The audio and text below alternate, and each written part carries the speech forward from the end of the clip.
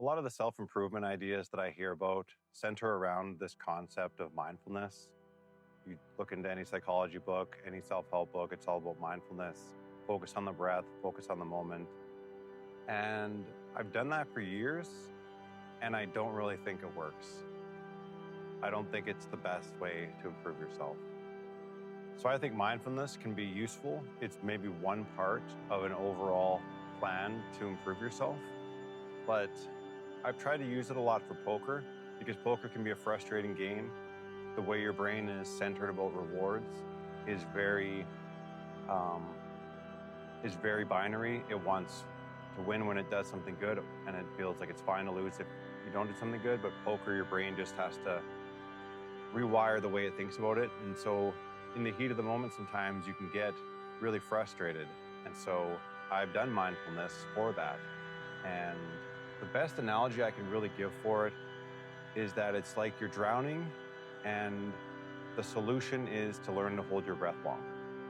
So I would do mindfulness for half an hour to an hour every day. And I'd play poker and something frustrating would happen. And I'd take some deep breaths, focus on the breath, relax myself, center myself. And then maybe 3 hands later, a very similar loss happens and I'm now getting very frustrated again. And the triggering moment is right there on the surface still because you haven't dealt with the underlying issues that are causing you to be frustrated and angry. So what I learned to do was to write down what is going on.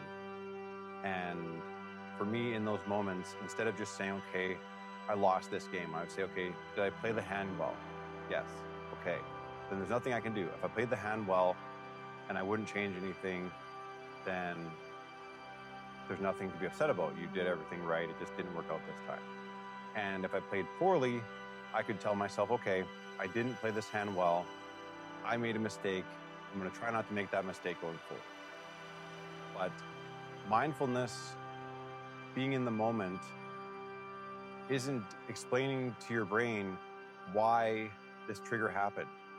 Like for my own example, the reason that I would be so frustrated when I lose is that I learned really poor sportsmanship from my dad. If I beat him at something, he would just move the goalposts and say like, oh, you got lucky, or I beat myself, is what he would say.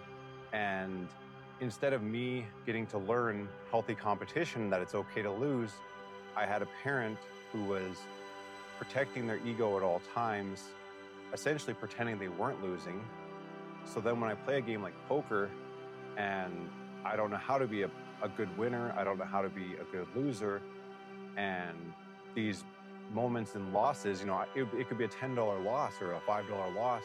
It's about the fact that it's triggering that childhood memory again, and taking a deep breath and trying to just focus on this moment.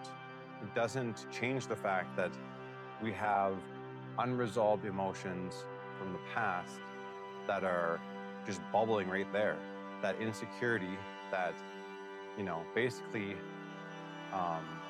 one of your two most formative people in your lives has not given you the tools to deal with this kind of stuff.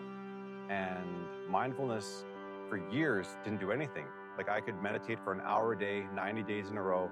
Day 90, I'm still as frustrated as day 1.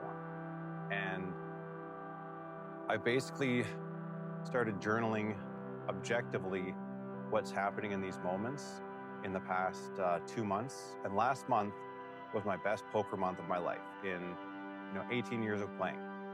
And I was playing the longest sessions without being too frustrated to continue. And it's the most optimistic I've been that I can actually continue to play this game.